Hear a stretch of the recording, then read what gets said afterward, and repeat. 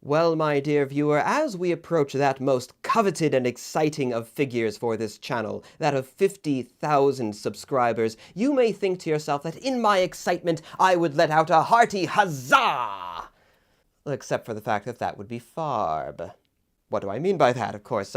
What could possibly be wrong with that? Huzzah! It's the most popular, the most common of all the exultations of the 18th century. We see it in all the newspapers. We see it in all the songs and all the books and all the poetry and even in all the modern day films and in all the reenactments. That's what everyone's shouting about there. You know, they're always going about huzzah this and huzzah that, all that sort of thing. What could be wrong about that? Did they not say it in the 18th century? Well, no, they said it in the 18th century. They said it an awful lot. Well, in a way, because you see, they weren't saying huzzah. You see, that word which we nowadays oftentimes spell as Huzzah, was in fact in the 18th century much more commonly, if not exclusively, spelled as Huzzah. It looks kind of like Huzzah, if you don't already know the pronunciation of, seemingly, Huzzay. Oh, wait. No, I just gave it away. Yes, indeed. I'm sorry, I just gave it away. The pronunciation is not Huzzah. It is, in fact, Huzzay. Or at the very least, that was the way in which it was pronounced in the 18th century. Huzzay, not Huzzah. And honestly, that is one of the most glaring and one of the biggest farbisms, inaccuracies, that does affect the reenacting community today. Really, I think just because of the tradition. Huzzah is just so nowadays culturally known as the old-timey thing to say. It's just so commonly associated with that time period. It's so ingrained in our modern culture that it's very difficult to, even when people know the correct pronunciation, to get them to swap over to saying Huzzay. I find myself oftentimes as well accidentally shouting out a little huzzah. No, I'm sorry, Huzzay. It's difficult to make that shift internally when we become so used to it being said in one particular fashion. Now, hold on, Brandon. You may be saying to yourself, what makes you say this? Just because it was spelled differently, just because the original source documents spell it as Huzzah, not AH, doesn't mean that it was pronounced Huzzay. As you said earlier, you may say to me, Brandon, it could well be pronounced Huzzah with that same spelling. Alternatively, Huzzah is also valid given that spelling, because the A at the end could be said in, of course, numerous different fashions, because English is a rather strange language sometimes. And yes, of course, this is the case. There are many ways that that word could be pronounced. And you might also say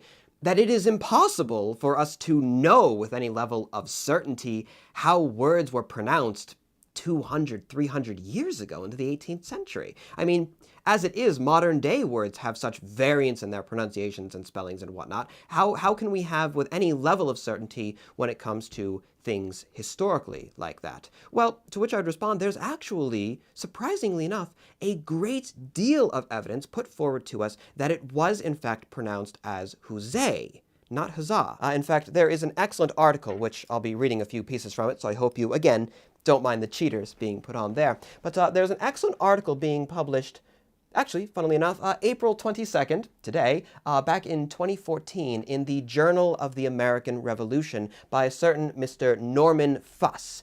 His article, appropriately enough, is titled as "You Say Huzzah, They Said Huzzay." And in this piece, what Mr. Fuss does is he goes back through a great deal many historical source documents. He looks through dictionaries, he looks through old poetry, old songs, things like that, to bring out how the word was pronounced back in the day using that, well, in the case of dictionaries, outright saying, hey, this is how we say the word, and in the case of those more cultural pieces, the context of what makes the most sense. And I will, of course, be sure to link that article in the description down below. I am going to, in this video, just very briefly go over the ideas that he puts forward. If you want more detail, you want that really convincing stuff, I would recommend that you go down and read his article. It is a very good piece, very interesting, and there is an awful lot of evidence, a lot more than I'm putting forward here, for the pronunciation of the word being Huzzay. So the first thing that the gentleman does is he looks at dictionaries, and he says, quote,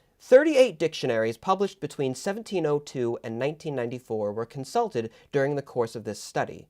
17 of those dictionaries were published between 1702 and 1806 by 14 different lexicographers. Each of those 14 18th and early 19th century lexicographers included Huzzay and defined it as a cheer, a shout, a cry of acclamation. All spelled it in the same way, Huzzay.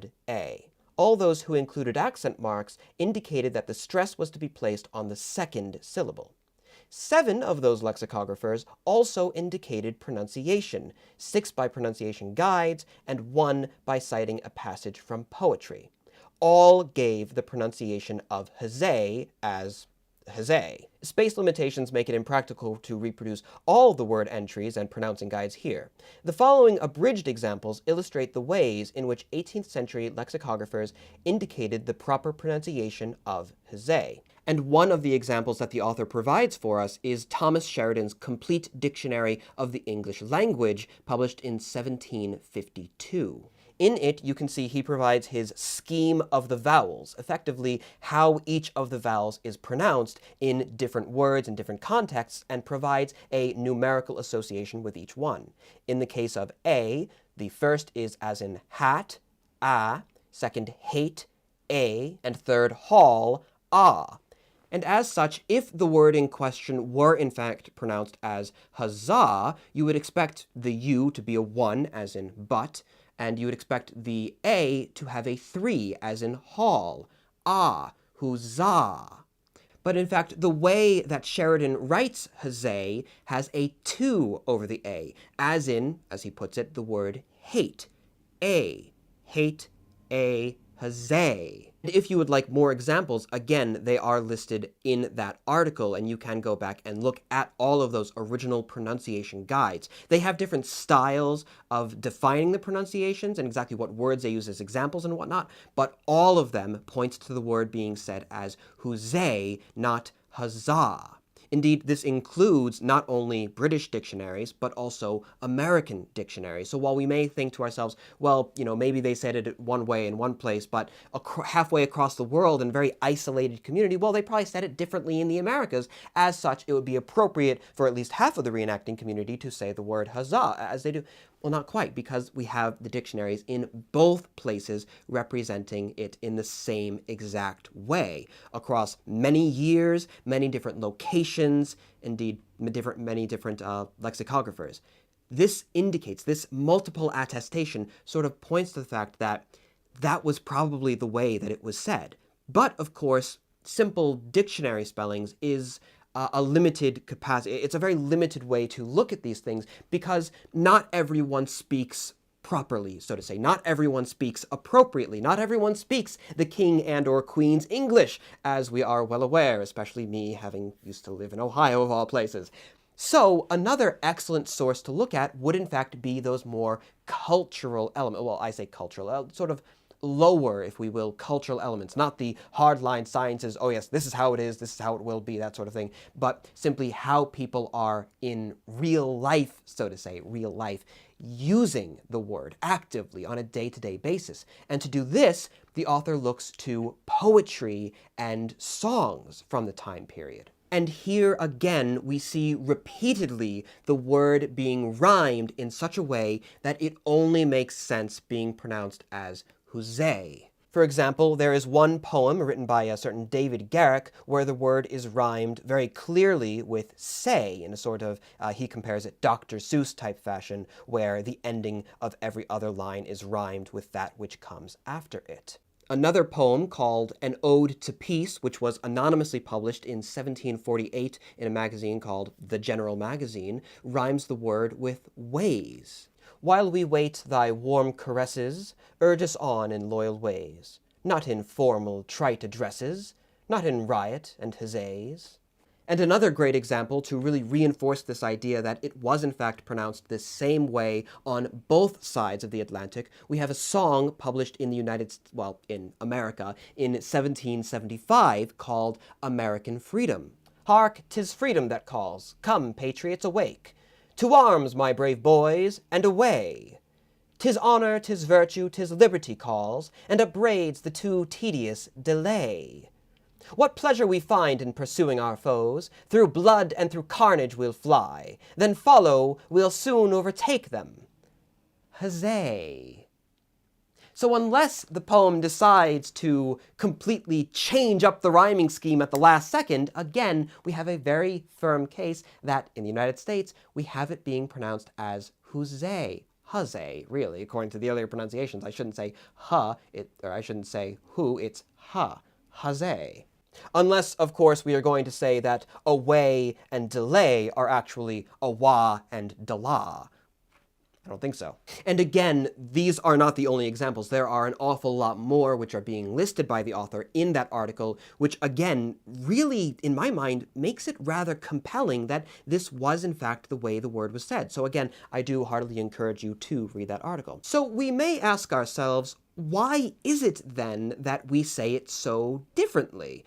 You see, when this was first pointed out to me, this difference, before I read the article, at first I thought that maybe it was sort of like, well, originally they said Huzzay, Huzzay became hooray, hooray also translated sometimes as hurrah, so maybe people were just looking at hurrah and they assumed that it was said Huzzah, like in the same, maybe they compared those two. But no, in fact, it would appear, again, at least according to this article, that the reason for this shift was not so natural and indeed logical as that, but rather it was part of an arbitrary effort by a certain Anglophobe by the name of Noah Webster. That's right, this guy. However, if you would like to read about why this is the case and how this guy, this Anglophobe, decided to arbitrarily try and change the American version of English, for the worse, I dare say, well, for that I think you will have to go and read the article. Don't want to give away everything here now, do I? But I understand that some people have mentioned to me that, well, even if it is right, it doesn't sound as good. It doesn't sound proper. Other people who aren't in the reenactment hobby, when I mentioned like, oh, it's actually pronounced this different way, they said, oh, that sounds kind of weird. That doesn't sound right. And indeed other reenactors say, well, yeah, but when we come to the charge bayonets, when you have that big line of men shouting, Huzzah! It sounds much better than when they shout, Huzzay! It sounds more, for lack of a better term, feminine than not, at least the way that it's been put towards me. And I disagree with this. I disagree with that idea. Well, first off, it must be understood that regardless of what we, in our modern context, think the word sounds like, whatever, regardless of what we think sounds better, even if all of us were convinced, oh, Huzzah just sounds so much better than Huzzay, doesn't matter. If the word is appropriately, accurately pronounced in one particular way, and we have evidence really supporting the fact that that is in fact the case, we don't have a choice. We have to go with what is more authentic. Otherwise, we're being disingenuous to the history. And that's a very important thing to keep in mind, I think. And yes, it might be said, well, even still, we can't ever know for certain. And so, maybe there were some people out there who did say it as Huzzah. Well, we would have to have some sort of reinforcement, some sort of positive evidence to support that idea. Otherwise, it's just pure conjecture, which isn't reinforced by anything. And we don't want to go down those lines because that's a rather dangerous thing to do. It's sort of like the whole, if they had it, they would have used it type argument, which doesn't really make sense in any sort of, serious historical inquiry. We can't just say, oh, well, it's technically possible to say a word in one way, so maybe some people did say it that way. Ergo, our entire unit's going to say it that way. That's a very loose line of reasoning, I think. But the idea that it doesn't sound as good, doesn't sound as classic as Huzzah does. Well, I disagree with that idea because, in my mind, if you have a line of soldiers, they are all of them pointing, the big, strong men. They are charging up against you with muskets leveled, bayonets bristling on the end, and they are marching in the same steady drumbeat and everything. It doesn't matter what they say. It doesn't matter what they shout. If they do it with force and enthusiasm and zeal, that's going to be pretty terrifying. A good example actually might be a look at the household division. You know, the modern day cheer that the household division uses when they are cheering on Her Majesty the Queen is hooray. That's what they shout. They shout hooray, oh hooray. It's very, you know, how civilian, how how kids' birthday party shout, oh hooray, we're going to the park. That doesn't sound very military, does it? Yeah, well, you tell me that after you see 100, 200, or whatever of guardsmen all lifting up their bearskin caps in the sky and shouting, hooray! It sounds good. Oh, there's probably a red line on my forehead there. It sounds good because of who's saying it. I actually convinced a number of guys at a recent reenactment that I went to give a little demonstration for me. So here we have the original, the farby, the inaccurate, I dare say, way of charging one's bayonets. And here we can compare it to the proper way of charging one's bayonets. Huzzay! You see, it doesn't matter what word is being shouted, so long as it's by a bunch of guys with bayonets and they have murder in their eyes. It's going to be intimidating. We can make it work, we can make it look good, and it would be more authentic at the same time. And just to really reinforce that idea that it doesn't particularly matter what you shout, so long as you do so with enthusiasm, you can really make anything sound very, very martial, very militant, very masculine. Well, I had another little test performed here. And I dare say that supports my point really quite well. Thank you all so very much for watching, of course in particular to my ever-beneficent supporting classes on Patreon, who through their dedication and support do allow me to continue this work, and of course to you, my dear viewer. I am and I shall remain your most humble and obedient of servants.